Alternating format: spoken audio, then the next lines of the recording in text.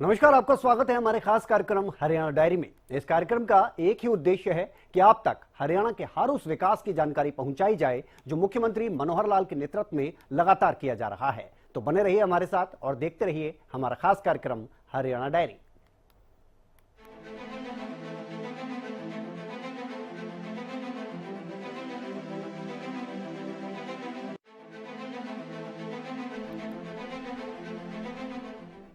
तो हरियाणा देश का पहला राज्य होगा जहां ग्रामीण स्तर पर सभी अस्पतालों और चिकित्सा केंद्रों में ईसीजी की सुविधा होगी। ये कहना है हरियाणा के स्वास्थ्य मंत्री अनिल विज का। कैसे, आपको बता दें कि ये जो हरियाणा है और ये राज्य है पूरी तरह से स्वास्थ्य सुविधाओं में अग्रणी राज्यों की श्रेणी में बना हुआ है। इस रिपोर्ट के जरिए देखिए किस तरह से स्वास्थ्य सुविधाओं में बेहतरीन सुधार किया गया है पिछले 8 से 9 सालों में।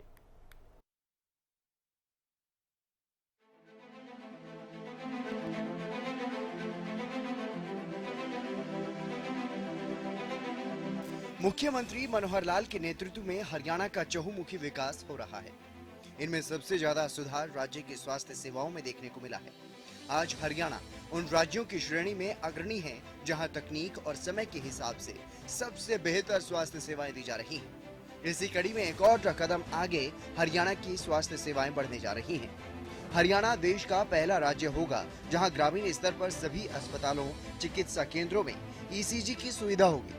अंबाला छावनी के सिविल अस्पताल में मेडिटीना के तत्वाधान में कॉम्प्लेक्स पीसीआई कार्डिक वर्कशॉप का आयोजन हुआ। इस मौके पर हरियाणा के स्वास्थ्य एवं परिवार कल्याण मंत्री अनिल विज मुख्य अतिथि के रूप में शिरकत करने पहुंचे। इस मौके पर हरियाणा के स्वास्थ्य मंत्री ने ये घोषणा की। अनिल विज ने कहा कि हम अपने सभी प्राथमिक स्वास्थ्य केंद्रों में ईसीजी सुविधा देने जा रहे हैं ताकि मरीज के प्राथमिक लक्षणों का वहीं पर पता लगाया जा सके। उन्होंने कहा कि ज्यादातर लोग बड़े अस्पताल में हृदय का इलाज करवाने के लिए जाते हैं और परेशान होते हैं, जबकि कुछ लोगों को कुछ हार्ट का रोग नहीं भी होता। इसलिए उनके लक्षणों की जांच के लिए राज्य के प्रत्येक पीएचसी में ईसीजी की सुविधा मुहैया करवाई जाएगी। स्वास्थ्य मंत्री ने कहा कि मेरा एक ही लक्ष्य है कि मेरे राज्य से एक भी मरीज अपना इलाज करवाने के लिए बाहर किसी अन्य राज्य या शहर में न जाए, उसे हमारे राज्य में ही सभी प्रकार की सुविधाएं मुहैया हों। अनिल विज ने बताया कि हम यहां अंबाला में हार्ट, कैंसर, डायलिसिस का सेंटर चला रहे हैं और ऐसा ही हरियाणा में वो चाहते हैं ताकि मरीजों को बाहर न जाना पड़े। अनिल विज ने कहा कि राज्य में बेहतर स्वास्थ्य सुविधा उपलब्ध करवाने के लिए WHO के दिशा निर्देशों के तहत अध्ययन करवाया जा रहा है कि कहां और कितनी क्षमता की स्वास्थ्य सेवाएं चाहिए।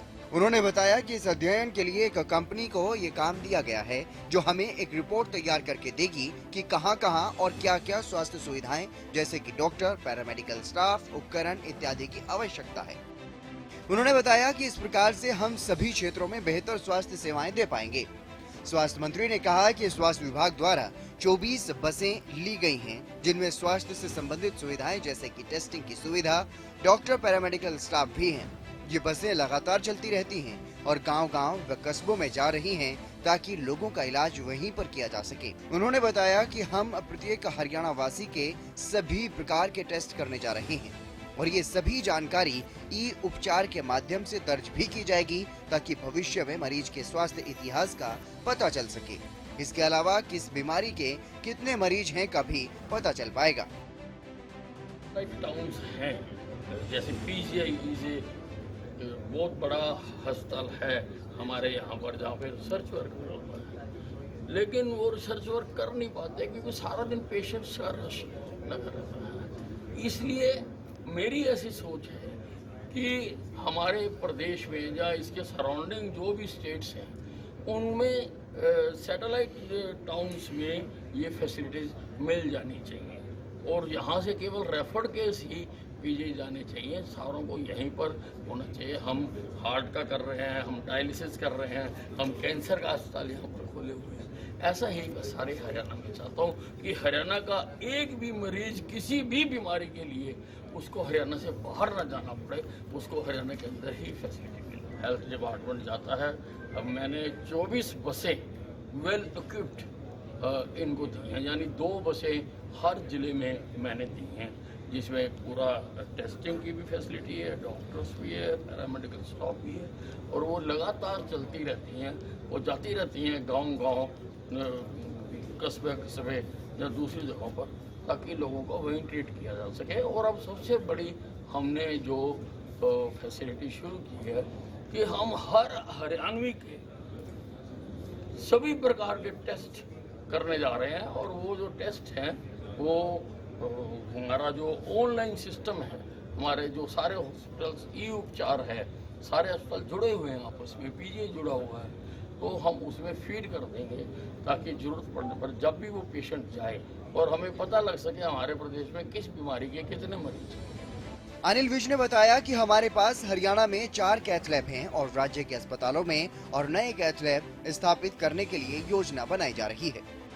उन्होंने अपने विचारों को साझा करते हुए कहा कि मैं सोचता हूं कि हमारे पास पीजीआई और एम्स जैसे संस्थान कई शहरों में हों। अगर हम कस्बों और शहरों में गुणवत्तापरक स्वास्थ्य सेवाएं नहीं देते हैं तो इन संस्थानों में मरीजों की भरमार रहती है और इसकी वजह से अनुसंधान का कार्य नहीं किया जा सकता। इसलिए हमें हरियाणा या आसपास के राज्यों में चाहिए कि सैटेलाइट या फिर छोटे शहरों में स्वास्थ्य सेवाएं उपलब्ध हों ताकि ऐसे मरीजों की देखभाल वहीं की जा सके। उन्होंने ये कहा कि उन अस्पतालों में केवल रेफर मामले ही पीजीआई या एम्स में जाने चाहिए। We are having 4 cath labs in Haryana and planning to open some more cath labs in the hospitals. Actually, my way of thinking is that we have PGI or we may have AIIMS in certain cities. But if we don't open facilities, health facilities, quality health facilities in satellite towns, that hospitals are rushed with patients and they cannot do the research work. If we want that they should do the research work, only referred cases should go to them, and we should take care of all other patients. I am having a study done in Haryana that as per WHO guidelines, where and of what capacity health facilities should be provided. The company has started the work. They give us a report where should be open and what type of facilities, what type of doctors, paramedical staff, what type of instruments. So that in the entire area we are able to give medical health to the public. My target is that not a single patient of any disease from my state should go out of it to get himself treated.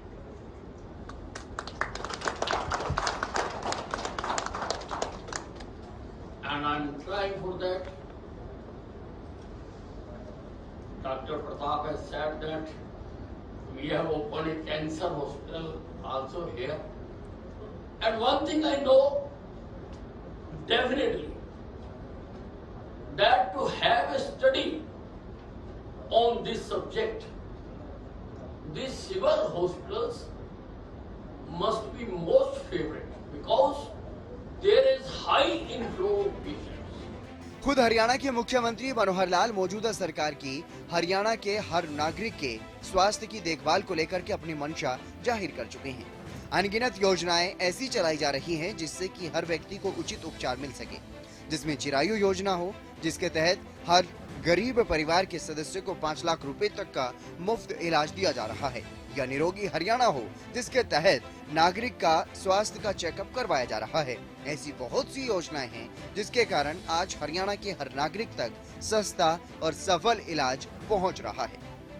व्यक्ति बीमार होने के बाद अपने चिकित्सा के लिए, अपने इलाज के लिए वो इन योजनाओं का लाभ उठाता है। वो चाहे आयुष्मान भारत है अथवा चिरायु हरियाणा है। लेकिन हम इस ओर भी आगे बढ़ रहे हैं कि आखिर व्यक्ति अस्वस्थ क्यों होता है, बीमार क्यों होता है, वो रोग न लगे, निरोगी रहे। तो इस नाते से एक योजना निरोगी हरियाणा ये भी हमने चलाई है। इस निरोगी हरियाणा में स्वास्थ्य सर्वेक्षण ये भी हर एक नागरिक का हो। तो इस काम को अभी आदरणीय अपनी महामहिम राष्ट्रपति महोदया जब यह 29 नवंबर को आई थी, उनके हाथों से इस योजना का शुभारंभ हमने कराया था। वर्तमान में 32 ऐसे केंद्र हैं जहां पर प्रतिदिन और ये सर्वेक्षण, स्वास्थ्य सर्वेक्षण ये किया जा रहा है। लगभग 50,000 लोगों का स्वास्थ्य सर्वेक्षण कार्ड इनके बन गए हैं। अगले आने वाले समय में ऐसे केंद्रों की संख्या लगभग 2000 हो जाएगी और 2000 सर्वेक्षण केंद्रों पर हर एक नागरिक का स्वास्थ्य सर्वेक्षण होगा। इसको भी एक डाटा उसका ये रखा जाएगा ताकि अगर कहीं इलाज के लिए अथवा कहीं अस्पताल में जाने की आवश्यकता पड़े तो ये सारे सर्वेक्षण की रिपोर्ट किसी भी डॉक्टर को तुरंत उपलब्ध हो जाए। जितने भी 1,80,000 तक के परिवार यानी आय के परिवार हैं, ऐसे सब परिवारों का 1.25 करोड़ जनता का ये जो स्वास्थ्य सर्वेक्षण का काम अगले वर्ष के अंदर पूरा होगा और ये बार बार होता रहेगा ताकि किसी भी व्यक्ति का हर वर्ष के बाद जो भी उसकी बदलाव होते हैं शारीरिक स्थिति में, वो बदलाव भी उसके कारण से जानकारी मिल जाए और ये व्यक्ति बीमार न हो, उसकी पूर्व चिकित्सा या चिकित्सा से पूर्व उसको जो सावधानियां बरतनी है ये भी हमारे डॉक्टर बंधु ये सब उनको बता सकते हैं। तो एक बहुत बड़ा अभियान निरोगी हरियाणा का भी हम ये लेने जा रहे हैं ताकि व्यक्ति बीमार न हो, स्वस्थ रहे, ये उसके पीछे का एक भाव है। ऐसे ही हमने प्रधानमंत्री जी के आह्वान पर वेलनेस सेंटर्स की भी योजना बनाई है। वेलनेस सेंटर्स में गांव-गांव में 2 एकड़ के एक एरिया में वहां पार्क कम व्यायामशाला, योग आदि का एक व्यवस्था और आयुर्वेद का एक छोटा अस्पताल, उसके माध्यम से लोगों का खान पान की व्यवस्था ठीक हो, लोगों को योग की एक अभ्यास कराया जाए और उनके शारीरिक व्यायाम की स्थिति भी उसकी अगर कराते हैं तो लोगों को निरोगी रहने के लिए एक अवसर मिलेगा। इसलिए ये वेलनेस सेंटर्स भी लगभग 1000 गांवों में ये बनाने की हमारी योजना चल रही है।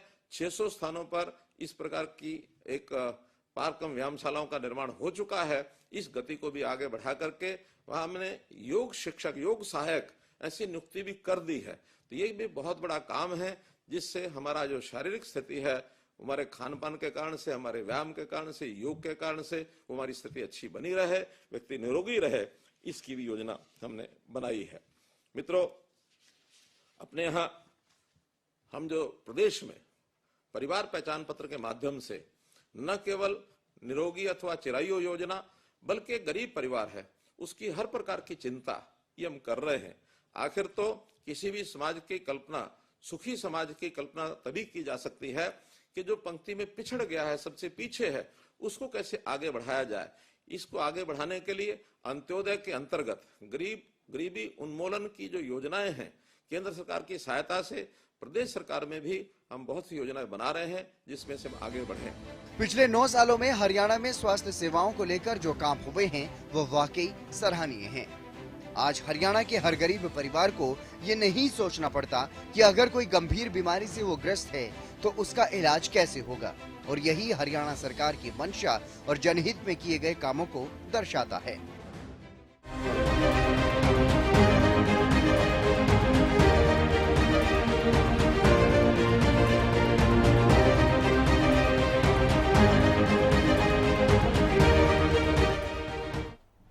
तो मुख्यमंत्री मनोहर लाल के नेतृत्व में हरियाणा का चहुमुखी विकास हो रहा है। इनमें सबसे ज्यादा सुधार राज्य की स्वास्थ्य सेवाओं में देखने को मिला है। अग्रणी श्रेणी जो है उनमें देखने को मिल रहा है और हमने देखा कि किस तरह से पिछले कुछ समय में लगातार हरियाणा में स्वास्थ्य सुविधाएं बेहतर हुई हैं। वहीं गुरुग्राम में ग्रीवेंस कमेटी की बैठक हुई। इस बैठक की अध्यक्षता कृषि मंत्री जेपी दलाल ने की। उन्होंने लोगों की समस्याएं सुनी और साथ ही मौके पर इनका निपटारा किया गया।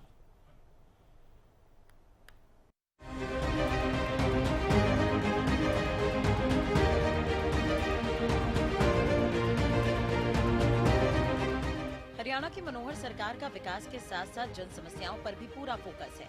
सरकार का लक्ष्य है कि प्रदेश के किसी भी नागरिक को किसी भी तरह की कोई समस्या ना हो।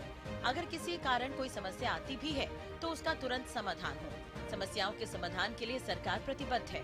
इसी कड़ी में गुरुग्राम के स्वतंत्रता सेनानी भवन में कृषि मंत्री जेपी दलाल की अध्यक्षता में कष्ट निवारण समिति की बैठक हुई, जिसमें 15 शिकायतों को सुना गया, जिसमें से 11 का मौके पर ही निपटारा किया गया।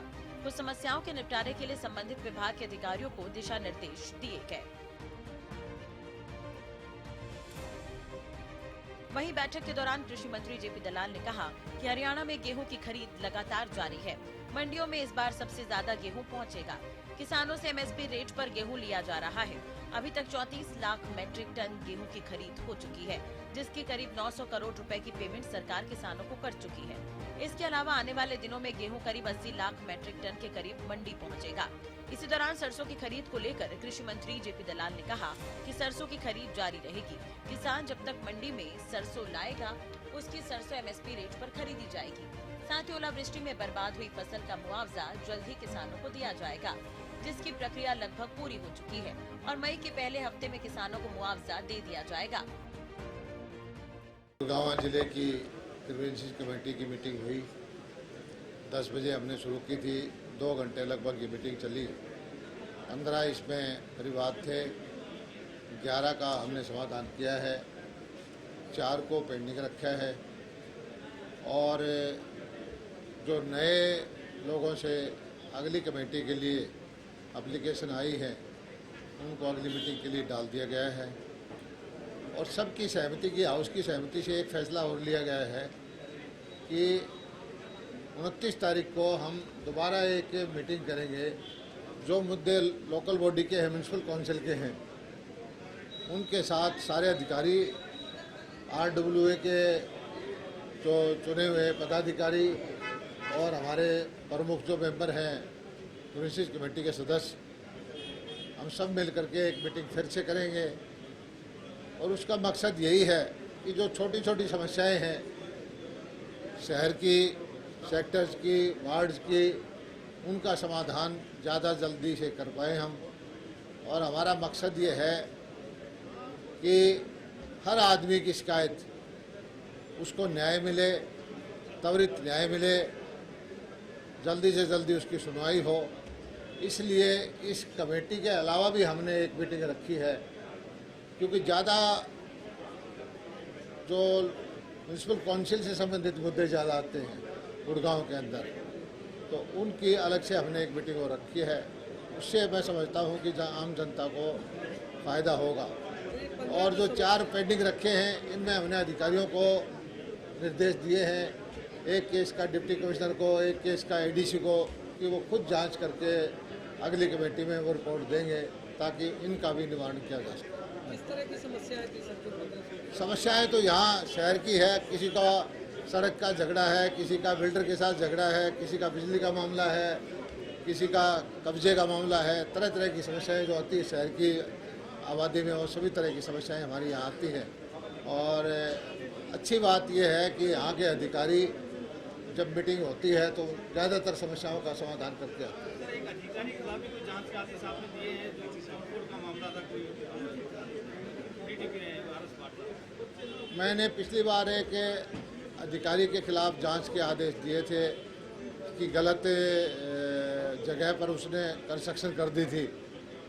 वो रिपोर्ट मैंने डिप्टी कमिश्नर से मांगी है कि उस पर क्या कार्रवाई हो मुझे बताया जाए। और इस कमेटी के अंदर अगर कोई जांच के आदेश दिया जाते हैं, कोई कार्रवाई की जाती है, तो उसका फॉलोअप जरूर होगा। अधिकारी ये समझें कि वे हम मीटिंग में बोल के भूल जाएंगे, ऐसा नहीं है। बाकायदा फॉलोअप होगा और उसको जो अगर किसी की जिम्मेदारी फिक्स करनी होगी तो वो की जाएगी।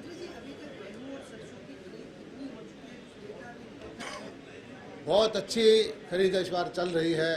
लगभग 34 लाख मीट्रिक टन की गेहूं की खरीद हो चुकी है, मंडियों में आया है। 1.5 लाख मीट्रिक टन से ज़्यादा सरसों का आया है और हर रोज़ 3-4 लाख मीट्रिक टन फसल हमारे यहाँ आ रही है। 900 करोड़ रुपए की हम पेमेंट कर चुके हैं और मुझे लगता है कि अगले हफ्ते में पिछले साल के रिकॉर्ड टूट जाएंगे। इस बार अराइवल ज़्यादा होगी, 70-80 लाख मीट्रिक टन गेहूं आने की उम्मीद है। और सरसों भी हम जब तक किसान लेके आ रहा है, MSP हम खरीद कर रहे हैं और हमारी कोशिश ये है कि किसान को जल्दी से जल्दी खाते में पैसा पहुंचे। कब तक दे दिया जाए कोई पंजाब सरकार ने मुआवजा दे दिया, हरियाणा सरकार कब तक दे देगी? देखिए, मुआवजा देने की प्रक्रिया ये है कि उसका खराबा हो, उसकी गिरदावरी हो, डिस्ट्रिक्ट लेवल पर चेकिंग हो, फिर प्रदेश स्तर पर FCR के पास रिकॉर्ड जाए, फिर उसका मुआवजा हो।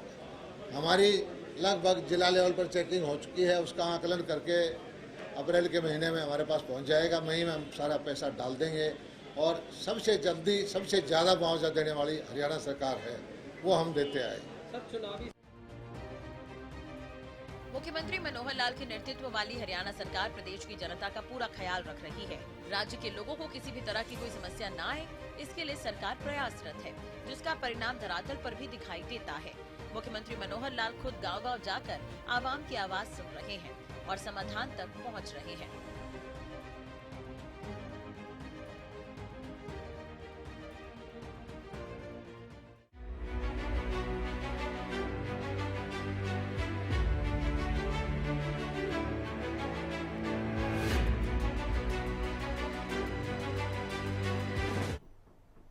और कैबिनेट मंत्री मूलचंद शर्मा ने बल्लभगढ़ के सेक्टर 2 में सड़कों को बनाने के कार्य का शुभारंभ सेक्टर वासियों से ही करवाया।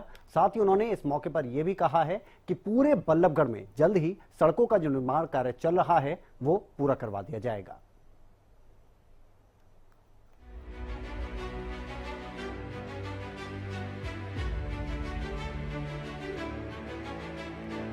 एक समान विकास के लक्ष्य के साथ हरियाणा की मनोहर सरकार काम कर रही है। पिछले 8 से 9 सालों में हरियाणा में शहरों से लेकर गांव और गलियों तक में सड़कों का जाल बिछाया गया है। आए दिन क्षेत्र की जनता की मांगों के अनुरूप उनके लिए सौगात दी जा रही है। इसी कड़ी में बल्लभगढ़ में प्रदेश के परिवहन मंत्री मूलचंद शर्मा ने स्थानीय सेक्टर वासियों के हाथ नारियल फुड़वाकर सेक्टर 2 के अंदर की सड़कों को बनाने के कार्य का शुभारंभ कराया। उन्होंने बताया कि ये सड़कें 2.25 करोड़ रुपए की लागत से बनकर तैयार होंगी, जो करीब 1 महीने में तैयार हो जाएगी। इस अवसर पर उन्होंने सेक्टर वासियों को जल संरक्षण करने का संदेश दिया। परिवहन मंत्री मूलचंद शर्मा ने कहा कि इससे पानी की बर्बादी तो होती है, साथ ही सड़कें भी खराब होती हैं। उन्होंने कहा कि जल बचाना है, क्योंकि जल ही जीवन है। सेक्टर 2 के 350, 500, 250 जो मकानों की जो रोड थी उसकी आज हमने शुरुआत की है और ये 2.25 करोड़ की लागत से बनकर तैयार होंगे। आने वाले 1 महीना में कंप्लीट हो और लोगों की बहुत लंबे समय से परेशानी थी कि सेक्टरों में जो हालत सड़कों की जरूरत थी, आने वाले समय में कोई परेशानी नहीं रहेगी और आने वाले समय में सेक्टर के लोगों के लिए सड़कें लाभकारी होंगी और ये सड़कों पर जहाँ भी कोई सड़क टूटी सेक्टर 2 की एक को ठीक करने का काम करें। सर, पानी बचाने का भी संदेश आपने दिया है अभी कि जल बचाएं और जीवन बचाएं। नहीं, देश के प्रधानमंत्री आज ने प्रदेश के मुख्यमंत्री मनोहर जी पानी बचाओ जीवन बचाओ और पानी को ज़्यादा नहीं बहाना, पानी आने वाली पीढ़ी के लिए छोड़ना है। सारा पानी हम दहन कर लेंगे तो आने वाली पीढ़ी के लिए हम क्या देंगे। तो ये कहना है कि पानी को बचाना है और पानी को ज़्यादा बिखेर नहीं है और पानी को गर्मी का मौसम है और एक बूंद की सुरक्षा हमको करनी है। और पानी आज फरीदाबाद के आधे इलाके में खारा पानी है और पानी सारा रेन्यूएबल से आता है। हर एक पानी की कीमत 1 लीटर 10 रुपये किलो लीटर पानी हमको मिलता है जो रेन्यूएबल का पानी हो। इसलिए पानी को बचाना भी है और पानी को वेस्ट नहीं करना। कैबिनेट मंत्री मूलचंद शर्मा ने हरियाणा न्यूज से खास बातचीत में कहा कि जल्द ही बल्लभगढ़ में सड़कों का निर्माण कार्य पूरा किया जाएगा। सोहना रोड पर लगने वाले जाम से भी लोगों को राहत जल्द ही मिलेगी। मुख्यमंत्री मनोहर लाल कुछ ही दिनों में इसका शिलान्यास करेंगे और 4 लेन का रोड बनाया जाएगा। रेलवे लाइन पर ROB बनाया जाएगा। ये सेक्टर 2 की रेजिडेंस की सारी सड़कें हैं और बहुत लंबे समय से लोगों की डिमांड थी कि टेंडर पहले भी होगा, 2 महीने पहले बनकर तैयार होनी चाहिए।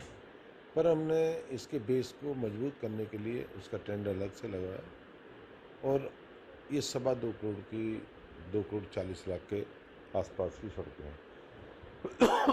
इससे क्या है कि सड़कों के जो लोगों की समस्या थी, लोग बार बार कहते थे नया सेक्टर बस रहा है, आने वाले समय में 1 महीना में सड़कें कंप्लीट हो जाएंगी और लोगों को सुविधा मिलेगी। इसके अलावा बात करें सोहना जो रोड है बल्लभगढ़ से, उस पर काफ़ी जाम रहता है, काफ़ी पुरानी मांग भी है, उसका जो प्रक्रिया थी वो भी लगभग पूरी होगी। अब क्या कुछ उसमें कब तक शुरू हो जाएगा? नहीं, सबसे पहले सोहना रेलवे फ्लाईओवर पर सबसे पहले हम PWBNR से उसको कारपेटिंग भी करेंगे। खड्डों में वो पुराना पुल है जो खड्डों में तब्दील है कि स्पीड से ट्रैफिक पार हो सके।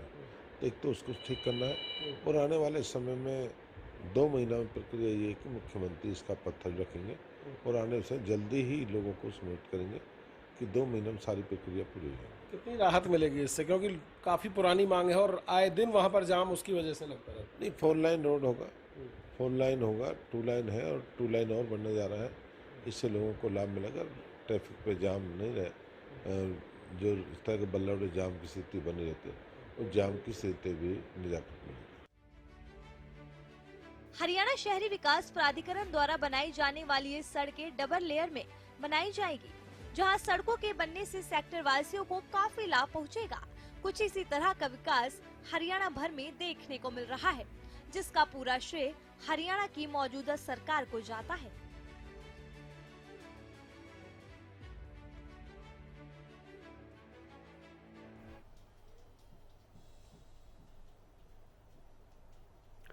तो हमारे खास कार्यक्रम हरियाणा डायरी में आज के लिए इतना ही। एक ब्रेक के लिए रुक रहे हैं, जल्द लौटते हैं।